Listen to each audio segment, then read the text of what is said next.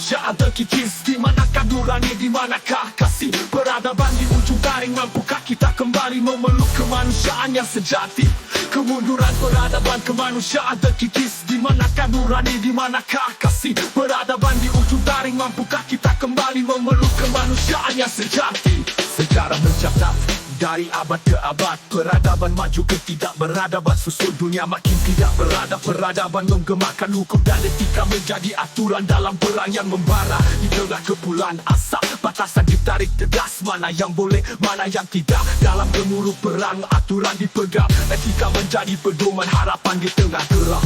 Namun kini hukum, etika dan norma terhempas, seolah cara apapun dibenarkan. Tujuan menghalalkan cara mereka berseru, korban jiwa tak berdosa jatuh tanpa henti, melampaui batas. Kerusakan bertambah dari yang digariskan, bangunan runtuh, infrastruktur sirna, fasilitas sipil hancur tanpa perasaan bersalah.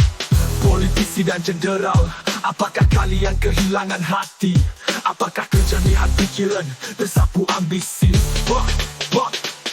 Di tengah kepulan asap, bagi abad ke abad, peradaban maju ke tidak beradaban, susul dunia makin tidak beradab. Peradaban menggemakan hukum dan etika menjadi aturan dalam perang yang membara.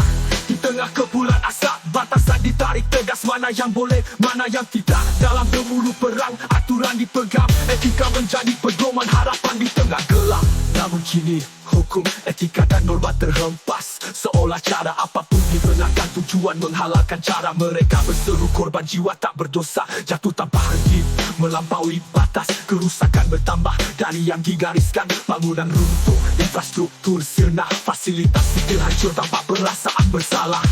Politisi dan jenderal, apakah kalian kehilangan hati? Apakah kejernihan pikiran tersapu ambisi?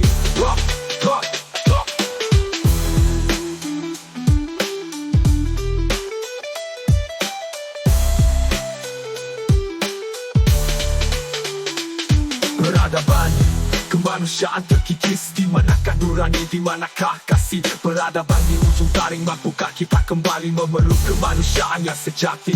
Kemunduran peradaban kemanusiaan terkikis. Di manakah nurani, di manakah kasih? Peradaban di ujung taring, mampukah kita kembali memeluk kemanusiaan yang sejati?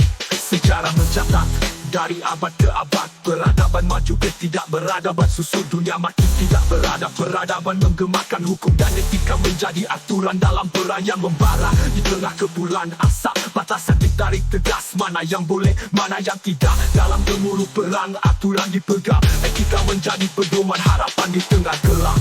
Namun kini hukum, etika dan norma terhempas, seolah cara apapun dibenarkan. Tujuan menghalalkan cara mereka berseru, korban jiwa tak berdosa jatuh tanpa henti, melampaui batas. Kerusakan bertambah dari yang digariskan, bangunan runtuh, infrastruktur sirna, fasilitas sipil hancur tanpa perasaan bersalah.